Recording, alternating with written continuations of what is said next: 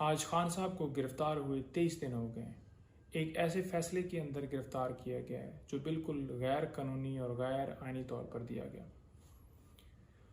आज फिर delay tactics की गई। इलेक्शन कमीशन के वकील, जैसे कि आपको पता है, जो उन्होंने फुर्तियां दिखाई नीचे ट्रायल कोर्ट में, अब फुर्तियां नज़र नहीं आ रही थी। जुमे को भी यूं ही आर्गूमेंट्स चलते रहे और अडजर्न हो गया कि आर्गूमेंट्स कंप्लीट नहीं हुए। आज फिर पूरा दिन आर्गूमेंट्स होते रहे और एक बहाना बनाया गया जी कि सरकार को नोटिस किए जाएं। अब सेक्शन जो 426 है क्रिमिनल प्रोसीजर कोड का, वो वाज़ह कहता है, जिसमें जिक्र ही नहीं है नोटिस के हवाले से। तो एक ऐसी बात पूरा दिन की गई जिसका कोई ताल्लुक ही नहीं है। अब आपके आके याद आया है कि जी सरकार को नोटिस भी करने हैं। और दूसरी तरफ आप देख लें कि एक और बहाना बनाया गया जी, हमने जो ख्वाजा हारिस साहब ने एफिडेविट दिया था उसकी जो ओरिजिनल कॉपी है वो हमने देखनी है, परसू करनी है। भाई उसका इस केस से क्या ताल्लुक है?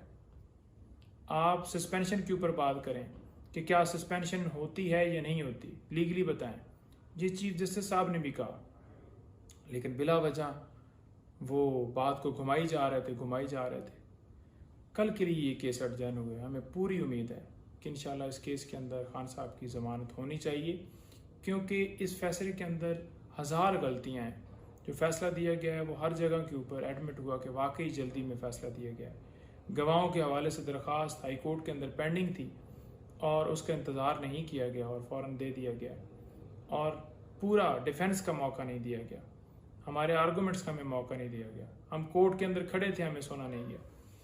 तो काफ़ी चीज़ें हैं जो कि उस फैसले के अंदर गलतियां हैं और उस गलत फैसले के अंदर फ़ौरन खान साहब को रिहा तो करना चाहिए था, लेकिन एक लंबी डेट दे दी गई कि नीचे से रिकॉर्ड आ रहा है। फिर एक बहाना बनाया गया जी कि जनाब इलेक्शन कमीशन की वकील की तैयारी नहीं है, फिर जी जो सीनियर कौंसल है जी उनका पेट ख़राब है।